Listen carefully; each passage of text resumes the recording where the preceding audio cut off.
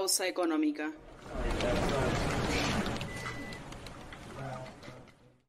Según Fatih Birol, jefe del Comité de Vigilancia de la Agencia Internacional de la Energía, el mundo enfrenta una crisis del petróleo, una crisis del gas y una crisis de la electricidad al mismo tiempo.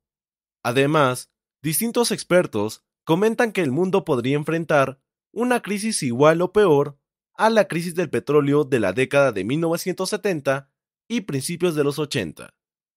Por ahora, los precios de la gasolina y el gas han aumentado en gran medida, al igual que la preocupación del consumidor. Pero ¿cuáles fueron los factores que nos llevaron a este estado? ¿Y qué consecuencias nos presenta?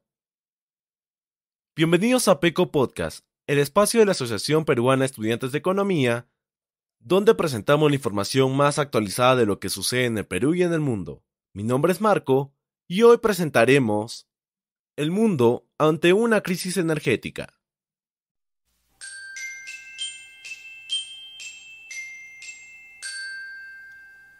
La primera razón vendría a ser la guerra entre Rusia y Ucrania. Cuando comenzó la guerra, Occidente trató de evitar atacar directamente en los suministros energéticos de Rusia porque era demasiado importante para los mercados mundiales. Y es que Rusia no solo es el mayor exportador de petróleo del mundo, sino que también es el mayor exportador de gas natural y un importante proveedor de carbón. Pero cuando la brutalidad de la guerra se hizo evidente, ese enfoque de no intervención no duró. Estados Unidos y otros países prohibieron las importaciones rusas de energía. Como respuesta, Rusia tomó represalias, restringiendo o incluso deteniendo su envío de gas natural a múltiples países europeos. Agregando a esto, como segunda causa, tenemos la poca inversión en el sector del petróleo y el gas. La convulsión energética no solo es causada por la guerra, sino también es el resultado de que la inversión en el petróleo y el gas natural se está agotando. En el 2014, según el Foro Internacional de Energía, hubo una inversión de $700.000 millones. Pero para el año 2021, la inversión en el sector del petróleo y el gas ascendió tan solo a $441 millones, indicando un 23% por debajo del nivel anterior a la crisis del COVID-19, que en este caso fue de $525 millones. Esta deficiencia se debe a distintos factores. El impulso de los inversores y gobiernos por apostar por las energías limpias, el futuro incierto de los combustibles fósiles y años de precios débiles y volátiles del petróleo.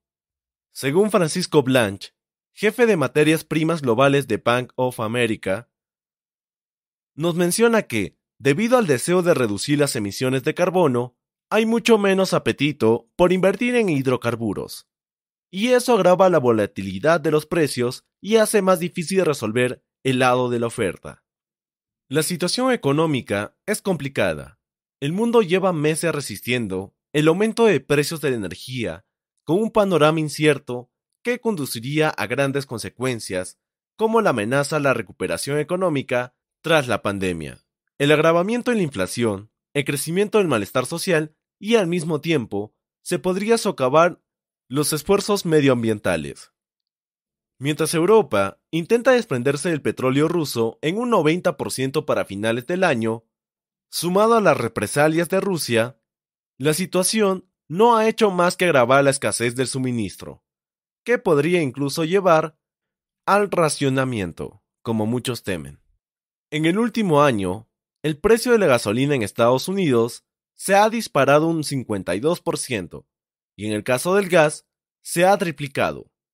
En Europa, los precios se han disparado aún más, llevando incluso al cierre de fábricas. Pero la peor parte se la han llevado países menos desarrollados.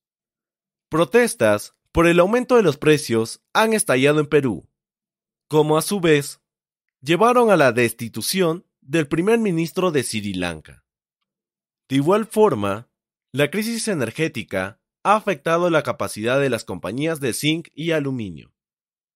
Tras la subida de precios de la energía, cerca de la mitad de las productoras españolas de metales se encuentran en riesgo. Si bien estas industrias no son consumidoras directas de gas, son grandes consumidores de energía. En efecto, la industria del aluminio consume 65 millones de toneladas anuales.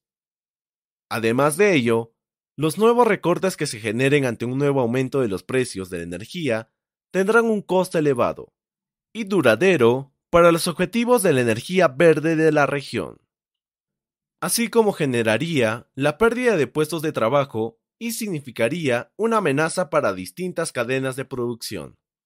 Mientras tanto, la Unión Europea insta a Estados Unidos, miembros, a reducir el uso del gas para evitar una drástica escala de la crisis energética en la región durante los meses de invierno. En efecto, el mundo está atravesando tiempos difíciles, pues desde la pandemia ya se venía con un desequilibrio entre la oferta y la demanda. En particular, la situación resulta preocupante para el Perú, dado que el país es un importador neto de petróleo, lo que hace más voluble al aumento de los precios y al contexto internacional. Del mismo modo, cada vez se vuelve más imperativo el interés por la implementación de medidas para reactivar la industria nacional de hidrocarburos, y así también incentivar actividades de exploración y explotación que nos ayuden a sobrellevar amenazas de crisis como las de hoy. Hasta aquí el episodio de hoy. No olvides de seguir las redes oficiales de APECO en Instagram, Facebook y LinkedIn. Nos encontramos en el siguiente episodio y recuerda mantenerte actualizado de los acontecimientos que impactan en la economía peruana. Hasta pronto.